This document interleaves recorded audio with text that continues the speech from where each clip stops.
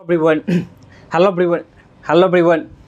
हटो। बिहार में राउंड 2 के सिलसिले में नोटिस आया है फ्री एग्जिट से रिलेटेड और राउंड 2 से रिलेटेड जो भी मतलब नोटिस आया है तो उसमें टोटल 9 पॉइंट है, उसके ऊपर हम डिस्कस करेंगे। ठीक है, तो मैं सारा एक एक पॉइंट जो 9 पॉइंट है उसमें क्या क्या बोला गया है, सारी जो रूल रेगुलेशन वो सारी चीज़ मैं एकदम सिंपल जो भाषा है हिंदी में ही लिखा हुआ है, लेकिन मैं और हिंदी में उसको समझाऊंगा, तो वीडियो को एंड तक जरूर देखना। उससे पहले जो राउंड 2 का डेट रूट दे रखा है, सभी बच्चे कमेंट कर रहे थे कि भैया राउंड 2 का डेट रूट क्या होगा, तो वो डेट आ चुका है, घबराओ नहीं, अभी बता रहा हूँ। देखो राउंड 2 का जो डेट दे रखा है तुम्हारा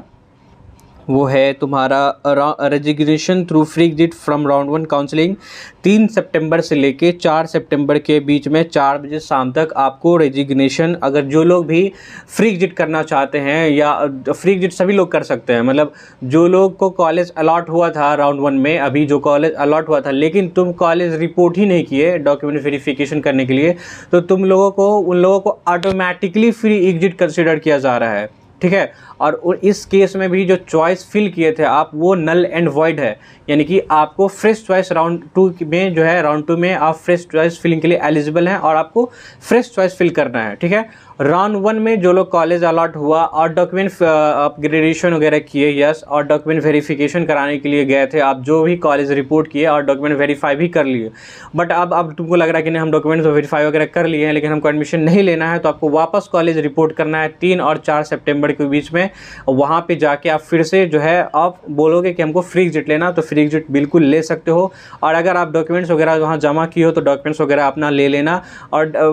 जो फ्री एग्जिट लेने के बाद वहाँ पे रेजिग्नेशन स्लिप जो है ऑनलाइन जो है वो जनरेट होगा, तो आपको ऑनलाइन जनरेट करके अपने पास रख लेना है। वहाँ पे जो लोग कॉलेज रिपोर्ट करोगे, ठीक है, जो लोग डॉक्यूमेंट्स वेरिफिकेशन करा लिए थे उनको कॉलेज रिपोर्ट करना है, कॉलेज रिपोर्ट करने के बाद ही आप फ्री एग्जिट वहीं से ले सकते हैं, ऐसे नहीं मिलेगा, रेजिग्नेशन स्लिप वगैरह नहीं मिलेगा, उसको अपने पास रखना है। तो ऐसे केस में वो लोग भी जो है उन लोग का भी जो चॉइस फिलिंग है राउंड 1 में जो चॉइस फिलिंग वगैरह किए थे वो नल एंड वॉइड माना जाएगा, वो लोग भी राउंड 2 में फ्रेश चॉइस फिलिंग कर सकते हैं। ठीक है, तो उसका डेट दे रखा है, फ्री एग्जिट का डेट दे रखा है 3 सितंबर और 4 सितंबर को शाम के 8 बजे तक। Date of online registration come choice filling for seat allotment second round. अब सेकेंड राउंड के लिए जो चॉइस फिलिंग है वो कब से होगा, तो 6 सितंबर को डेट दे रखा है, 6 सितंबर को चॉइस फिलिंग करना है। जो लोग को भी कॉलेज मतलब जो एग्जिट फ्री एग्जिट हो गए हैं या मतलब आप चॉइस फिलिंग राउंड 1 में मतलब रजिस्ट्रेशन वगैरह किए थे लेकिन आप चॉइस फिलिंग वगैरह नहीं कर पाए थे, तो आपको उस केस में 6 सितंबर को चॉइस फिलिंग वगैरह करना है।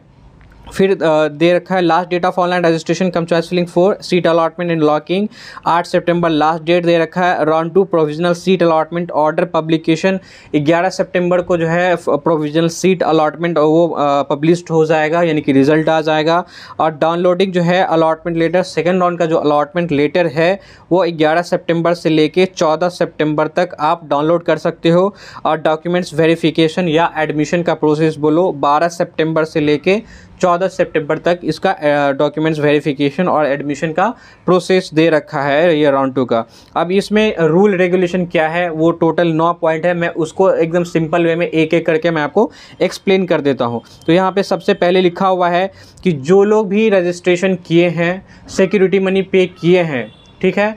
सिक्योरिटी मनी और रजिस्ट्रेशन फीस भी और सिक्योरिटी मनी है, दोनों आप किए हो लेकिन किसी कारण आप चॉइस फिलिंग राउंड 1 में नहीं कर पाए थे, तो वो सारे लोग जो है राउंड 2 का जो चॉइस फिलिंग है उसके लिए एलिजिबल है, राउंड 2 में आप चॉइस फिलिंग कर सकते हैं। जो लोग रजिस्ट्रेशन करके छोड़ दिए थे, सिक्योरिटी मनी पे नहीं किए थे, तो आपका मेरिट लिस्ट में नाम ही नहीं आया, इसलिए आप राउंड 2 के लिए एलिजिबल नहीं हो। तो आपको राउंड 3 में फिर रजिस्ट्रेशन किए हो आप तो आपका रजिस्ट्रेशन मनी नहीं लगेगा, राउंड 3 में फर्दर सिक्योरिटी मनी आप पे करोगे और राउंड 3 में जो है चॉइस फिलिंग वगैरह आपका होगा। ठीक है, क्योंकि ऐसे भी कुछ स्टूडेंट हैं जो सिक्योरिटी मनी पे नहीं किए थे, नहीं कर पाए थे। अब दूसरा पॉइंट उन लोगों के लिए है जो रजिस्ट्रेशन किए और राउंड 1 में चॉइस फिलिंग किए लेकिन राउंड 1 में आपको कोई भी कॉलेज अलॉट नहीं हुआ है, कोई भी कॉलेज अलॉट नहीं हुआ है, लेकिन आप सीट मतलब चॉइस फिल वगैरह सब किए हो, तो राउंड 2 में आपको कुछ भी करने की ज़रूरत नहीं है। राउंड 2 में आपको कॉलेज जो है राउंड 1 में जो चॉइस फिल किए थे उसी के बेसिस पे स्वतः ऑटोमेटिकली अलॉट हो जाएगा।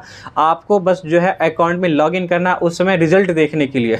ठीक है, यानी कि जब रिजल्ट आएगा डॉक्यूमेंट्स मतलब अलॉटमेंट लेटर आएगा उस समय लॉगिन करना है, और अलॉटमेंट लेटर जो है अपना प्रोविजनल अलॉटमेंट रिजल्ट देखने के लिए अलॉटमेंट लेटर और डाउनलोड करने के लिए आपको लॉगिन करना है। फ्रेश चॉइस फिलिंग जो लोग को कॉलेज अलॉट नहीं हुआ है लेकिन आप राउंड 1 में किए थे, तो लोगों को फ्रेश चॉइस फिलिंग करने की कोई ज़रूरत नहीं है। अगर आप लॉगिन करोगे तो ऑप्शन वगैरह आएगा, जो भी आप मॉडिफाई अगर करना चाहते हो तो मॉडिफाई वगैरह कर सकते हो, लेकिन फ्रेश चॉइस फिलिंग करना ही मतलब करने की ज़रूरत आपको नहीं है, वो ऑटोमेटिकली आपको कॉलेज राउंड 2 में अलॉट हो जाएगा। तीसरा वही है मैं जो मैं बोल दिया हूँ, जिसको कॉलेज अलॉट हुआ आप ग्रेजुएशन में यस किए थे, लेकिन आप अगर चाहते हो कि हम फ्री एग्जिट लेना, तो 3-4 तारीख को कॉलेज में जा करके आपको फ्री एग्जिट लेना है, वहीं से रेजिग्नेशन स्लिप को जनरेट करना है, और इस केस में भी आपका जो चॉइस फिलिंग वगैरह है वो नल एंड वॉइड कंसीडर किया जाएगा। राउंड 2 में आप एलिजिबल रहोगे और राउंड 2 में फ्रेश चॉइस फिलिंग आपको करना पड़ेगा। अब 5वां पॉइंट है, ये भी मैं पहले बोल दिया हूँ, लेकिन 5वां पॉइंट में यही बोल रहा है कि ऐसे लोग जिसका सीट आवंटन हुआ यानी कि सीट अलॉट हुआ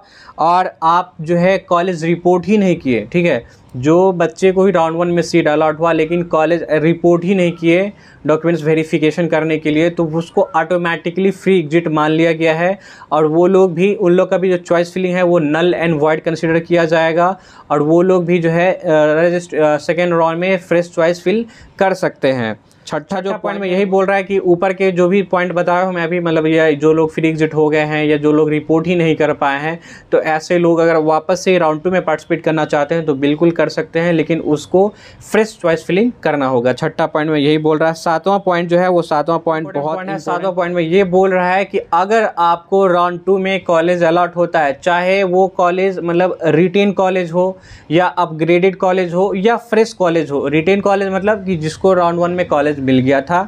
ठीक है, और अपग्रेडेशन में यस किए थे, लेकिन आपको कोई कॉलेज मतलब अपग्रेड नहीं हुआ, ठीक है। मान लो आप जो है NMCH पटना आपको अलॉट हुआ था राउंड 1 में और अपग्रेडेशन में PMCH डाले थे और अपग्रेड नहीं हुआ आपका PMCH, तो NMCH ही सीट रह गया राउंड 2 में, तो वहाँ पे जाके आपको डॉक्यूमेंट्स वगैरह सारा जो है वो करना है, जमा करना है और एडमिशन का प्रोसेस कंप्लीट करना है। या ऐसे बच्चे जिसको मान लो NMCH अलॉट हुआ था और अपग्रेड होकर के IGMS मिल गया, तो वहाँ पे जाके आपको रिपोर्ट करना है, डॉक्यूमेंट्स वेरीफाई करना है, डॉक्यूमेंट वहाँ पे सबमिट करना है, एडमिशन का प्रोसेस को कंप्लीट करना है। या ऐसे बच्चे जिसको कोई कॉलेज अलॉट ही नहीं हुआ था और राउंड 2 में आपको फ्रेश कॉलेज अलॉट हुआ है, उन बच्चों को भी सभी को सारा ओरिजिनल डॉक्यूमेंट्स लेके जाना है वहाँ पे और डॉक्यूमेंट्स जमा करना है और अपना जो एडमिशन का प्रोसेस है उसको कंप्लीट करना है। ऐसे बच्चे जो मतलब जिसको राउंड 2 में कोई भी कॉलेज अलॉट होता है, तो आपको किसी भी हाल में इस कॉलेज को मतलब आप यहाँ पे छोड़ नहीं सकते हो। आपको जो कॉलेज भी अलॉट होता है वहाँ पे जाके रिपोर्ट करना है, डॉक्यूमेंट्स वेरीफाई करना है, एडमिशन का प्रोसेस को कंप्लीट करना है। अगर आप ग्रेडेशन करना चाहते हो तो वापस से राउंड 3 के लिए भी आप ग्रेडेशन में यस या नो कर सकते हो, लेकिन आपको कॉलेज रिपोर्ट करना है। अगर कोई भी मतलब अपग्रेडेड कॉलेज अलॉट होता है या फ्रेश कॉलेज अलॉट होता है या वही कॉलेज रिटेन रहता है और अगर आप नहीं कॉलेज रिपोर्ट करते हो, डॉक्यूमेंट्स वेरीफाई वगैरह नहीं करते हो, तो इस केस में जो सीट अलॉट हुआ है आपका राउंड 2 में वो सीट कैंसिल हो जाएगा और जो सिक्योरिटी मनी आपने जमा किया है वो भी आपका सिक्योरिटी मनी डूब जाएगा। वो सिक्योरिटी मनी आपका जब्त हो जाएगा, डूब जाएगा, वो पैसा आपको नहीं मिलेगा। इसीलिए राउंड 2 में चाहे प्राइवेट कॉलेज MBBS का अलॉट हुआ हो या कोई भी कॉलेज राउंड 2 में अगर आपको अलॉट होता है तो उस केस में आपको वहाँ पे एडमिशन लेना ही पड़ेगा। इसके अगर एडमिशन नहीं लेते हैं तो इस केस में जो आपका सिक्योरिटी मनी है वो डूब जाएगा। ये लिखा हुआ है कि जो लोग भी राउंड 1 में कॉलेज अलॉट हुआ या राउंड 2 में कॉलेज अलॉट हुआ और अपना एडमिशन का प्रोसेस को अंतिम प्रोसेस, एडमिशन का अंतिम प्रोसेस उसको कंप्लीट कर लिया, यानी कि अगर मान लो राउंड 1 या राउंड 2 में आप एडमिशन ले लिए और एडमिशन के टाइम पे फीस वगैरह सारा चीज़ जमा वहाँ कर दिए हो, ठीक है, तुम कंप्लीट कर लियो सारा चीज़, तो आप फर्दर जो राउंड 3 का काउंसलिंग है उसके लिए आप एलिजिबल नहीं हो, आपको राउंड 3 में वापस पार्टिसिपेट नहीं करना है, ठीक है। आपका कहानी यहीं पे एंड होता है। जब एडमिशन ले लियो तो ऑब्वियस है बात ही, मतलब काहे के लिए। हाँ नहीं, कुछ बच्चे ऐसे होते हैं जिसको राउंड 1 में कॉलेज अलॉट हो गया, राउंड 2 में भी अलॉट हो गया, मतलब या राउंड 1 या राउंड 2 में अलॉट हो गया, एडमिशन का प्रोसेस भी कंप्लीट कर लिया और चाहता कि फर्दर से, अरे हम मतलब मान लो कि डेंटल कॉलेज किसी को मिला या वेटनरी किसी को मिला, वो चाहता है वापस से हम मॉपअप राउंड में पार्टिसिपेट करें राउंड 3 वगैरह में, तो नहीं कर पाओगे। MBBS वगैरह के लिए अगर चाहते हो करना तो फिर आप नहीं कर सकते हो,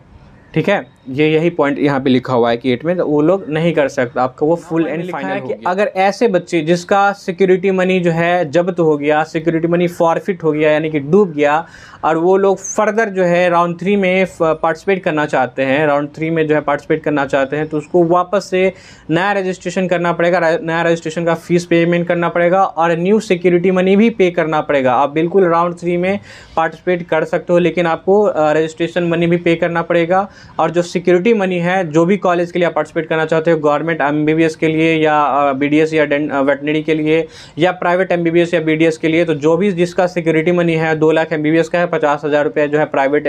इसका है, डेंटल का है, प्राइवेट MBBS का 2 लाख है, गवर्नमेंट MBBS BDS और वेटनरी के लिए 10,000 जो है सिक्योरिटी मनी है जनरल कैटेगरी के लिए, और बाकी OBC के लिए 5,000 है। तो वो आपको फिर से देना पड़ेगा इन केस अगर आपका सिक्योरिटी मनी डूब जाता है तो, और फिर वापस से राउंड 3 के लिए आप बिल्कुल पार्टिसिपेट कर सकते हो, फ्रेश चॉइस फिलिंग वगैरह कर सकते हो, आपको जो है कॉलेज अगर मिलना रहेगा तो मिल जाएगा। यही जो है 9 पॉइंट में यही बात को डिस्कस किया गया है। फ्री एग्जिट हो राउंड 3 में फ्रेश रजिस्ट्रेशन या मतलब राउंड 3 में फ्रेश रजिस्ट्रेशन, ऐसे बच्चे जो राउंड 1 में रजिस्ट्रेशन नहीं कर पाए थे, ठीक है, या आप किसी कारण जो है फ्री एग्जिट राउंड 1 में या राउंड 2 में फ्री एग्जिट ले लिए थे, या सिक्योरिटी मनी आपका डूब गया था, तो वो सारे बच्चे जो है राउंड 3 में फ्रेश रजिस्ट्रेशन कर सकते हैं। या किसी कारण मतलब राउंड 1 में रजिस्ट्रेशन किए ही नहीं थे तो वो लोग भी फ्रेश रजिस्ट्रेशन कर सकते हैं राउंड 3 में, ठीक है। जो लोग मतलब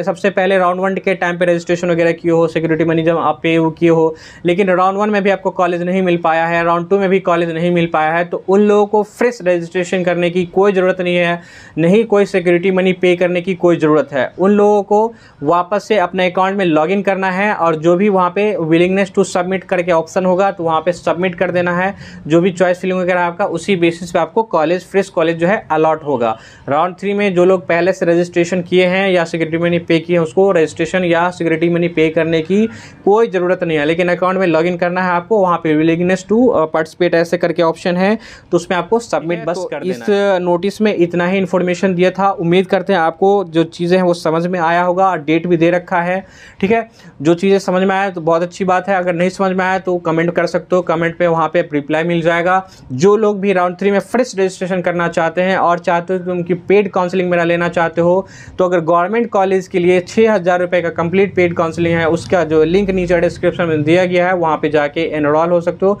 3,000 तुमको अभी जमा करना है, 3,000 कॉलेज मिलने के बाद, चाहे MBBS हो या BDS या वेटनरी। गवर्नमेंट कॉलेज के लिए ओनली गवर्नमेंट के लिए कॉलेज के लिए 6,000 रुपीज़ आपको फ्री जमा करना है। 3,000 अब मतलब 6,000 लगेगा, 3,000 अभी और 3,000 कॉलेज अलॉट होने के बाद। आप बिल्कुल मैं उसमें आपको कुछ भी नहीं करना है, फॉर्म फिलिंग रजिस्ट्रेशन वगैरह एंड ऑल सारा चीज़ जो है मैं करूँगा, मैं और मेरी टीम करेंगे, ठीक है। तो वीडियो अच्छा लगा हो तो ज़रूर लाइक करना, और जो लोग मतलब सिर्फ काउंसलिंग गाइडेंस चाहिए कि मतलब कैसे पार्टिसिपेट करना, वो काउंसलिंग गाइडेंस चाहिए तो काउंसलिंग गाइडेंस का 1250 का प्लान है, वो भी उसका भी नीचे डिस्क्रिप्शन में लिंक दिया गया है, उसमें भी जाके आप एनरोल हो सकते हो। उसमें आपको कैसे करना है वो सारी चीज़ें आपको बता दिया जाता है, कॉल सपोर्ट मिलता है, करना सारा चीज़ आपको खुद ही रहता है, ठीक है। तो जो भी प्लान चाहिए नीचे डिस्क्रिप्शन दोनों का लिंक दिया गया, वहाँ पे जाके एनरोल हो जाओ। एनरोल होने के बाद मैं आपको खुद कांटेक्ट कर लूँगा। वीडियो अच्छा लगा तो लाइक जरूर करना, चैनल पे नए तो चैनल को सब्सक्राइब जरूर कर लो। फिर मिलते हैं नेक्स्ट वीडियो, तब तक के लिए खुश रहिए, मस्त रहिए, धन्यवाद।